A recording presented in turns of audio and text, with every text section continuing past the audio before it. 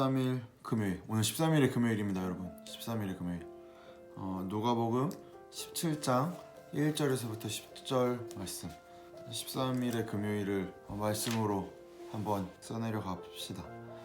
일단 9장부터 19장 아마 후반까지는 이제 제자도에 관해서 계속해서 누가가 예수님의 이야기들을 써내려가고 있죠. 그래서 꼭 기억하길 바라는 건 누가가 써내려갔다는 거예요. 그러니까 우리는 간혹 예수님이 바로 옆에서 말해가지고 그 옆에서 말하는 거 따라다니면서 옆에서 적어서 그걸 그대로 마치 우리가 지금 성경으로 읽는 것 같은 것처럼 이해하는 방법이 있는 것 같은데 그렇지 않아요. 예수님이 하셨던 말씀을 기억하면서 적었겠죠. 그럼 기억하면서 적을 때 분명히 이 적은 사람의 의도가 있잖아요. 왜냐면 마가복음이나 마태복음이나 누가복음이나 요한복음, 특히 요한복음은 완전 관점이 다르죠. 그러니까 거기에 대한 해설, 그 써내려간 기자의 의도가 있다는 사실을 기억하는 게 굉장히 중요합니다.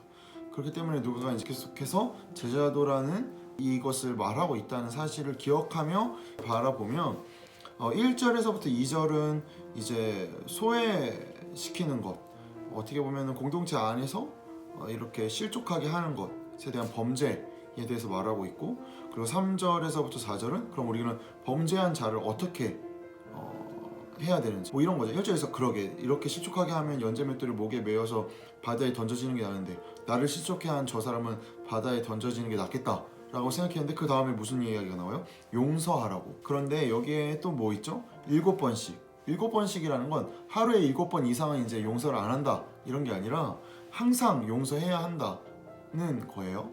그리고 나서 이러한 가르침 우리가 행할 수가 없잖아요. 이거 도대체 우리가 어떻게 용서할 수 있겠나? 그렇기 때문에 사도들이 우리에게 믿음을 더해 주세요 라는 건 뭐냐면 믿음의 수준을 우리가 어떻게 더 높아질 수 있을까요? 라는 거예요. 그리고 나서 5, 6절에 여기에 대해서 말하고, 그리고 7절부터 10절에 이제 경고인 거죠. 그러니까 역할을 넘어서서는 안 된다고요. 종은 종의 역할을 해야 한다는 것이죠. 뭔가 종이 오히려 주인을 넘어서면 안 된다는 거예요. 그럼 여기서 하나씩 좀 디테일하게 다가가 보면, 우선 작은 자, 2절에 나온 작은 자는 마태복음 18장 6절 그리고 마가복음 9장 42절에도 나오는데 여기서는 마태복음과 마가복음에서는 믿는 자로 나옵니다. 근데 우리가 누가복음 계속해서 바라보는 이 누가복음의 내러티브에서는 좀 세상에서 힘이 없는 자들, 그리고 지위가 낮은 자들, 그리고 가난한 자를 뜻하겠죠. 그런데 이 다음에 이제 형제에 대해서 용서를 할 때 용서에서 수반되는 것이 무엇이죠? 회개이죠. 회개. 그러니까 회개가 동반되지 않는다면 사실 우리가 용서의 의미를 마치 뭔가 죄를 무조건적으로 용서받고 용서해야 되는 것을 여기지만 여기에 반드시 동반되어야 되는 건 회개라는 점. 그래서 이 회개를 하였으면 용서하라는 것이죠. 저는 엔도 슈샤쿠의 침묵이라는 책 진짜 강추하는데, 엔도 슈샤쿠의 침묵 읽은 다음에 스테니 하워스의 한나의 아이를 읽으면 고통과 또 하나님의 그리고 인간의 고통 가운데 하나님은 어떻게 일하시는가에 대해서 참 좋은 질문들을 많이 얻을 수 있을 것 같아요. 그리고 저는 책 읽는 게 좀 힘들어요 라고 하면 마틴 스콜세지 감독이 이 엔도 슈샤쿠 침묵을 영화화했는데 너무 잘했어요. 그 이렇게 지나가는 그 선들이 어떤 면에서 좀 책보다 좀 더 다른 시선에서 볼 수 있도록 굉장히 잘 각색했는데, 그거를 보시면 뭔가 우리가 가지고 있는 신앙생활에 있어서 실족하게 되고 또한 용서하게 되고 이러한 것들을 오고 가는 것들에 대한 우리의 신앙들을 좀 잘 살펴볼 수 있는 도구인 것 같아요. 그리고 나서 이제 5절부터 6절은 믿음인데 여러분, 믿음은 창문이라고 생각하는 게 참 좋은 것 같아요. 그러니까 창문의 크기가 중요한 게 아니잖아요. 창문의 크기가 가로 세로 뭐 한 50cm이든지 아니면 뭐 1m이든지 뭐 45cm 이든지 우린 사실 그게 너무 중요해 보이는데 사실 창문을 통해서 우리가 무엇을 바라보느냐가 믿음인 거죠.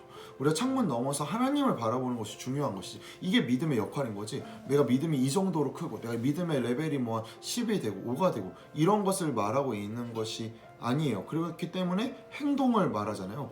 그것이 너에게 순종하였으리라. 이렇게 너네가 믿음을 갖고 있어서 이렇게 행동하였더라면, 그러니 이것은 창문과 같은 믿음을 이야기하는 것이겠죠. 그런데 이렇게 딱딱딱딱 이 네 부분으로 끊어서 1절, 2절, 3절, 4절, 5절, 6절, 7절에서 10절까지를 끊어서 보면 뭔가 규칙들인 것 같아요. 이렇게 행동해야 되는 규칙들. 그래서 참 갑갑하기도 하고 진짜 이렇게만 해야 하나? 라는 생각이 들 때 기억하십시오. 이렇게 말한 예수는 죽어버리셨습니다. 그게 우리가 참 이것에 대해서 다시 생각하게 만들죠. 사랑하기에 하는 순종이 고귀한 것입니다. 근데 그가 먼저 우리를 위해 이렇게 말씀하시고 죽었다는 사실. 그러니 우리는 여기에 대해서 어떻게 대답할 수 있는지, 그것은 순종이죠. 그 앞에 무익한 종일 뿐이죠.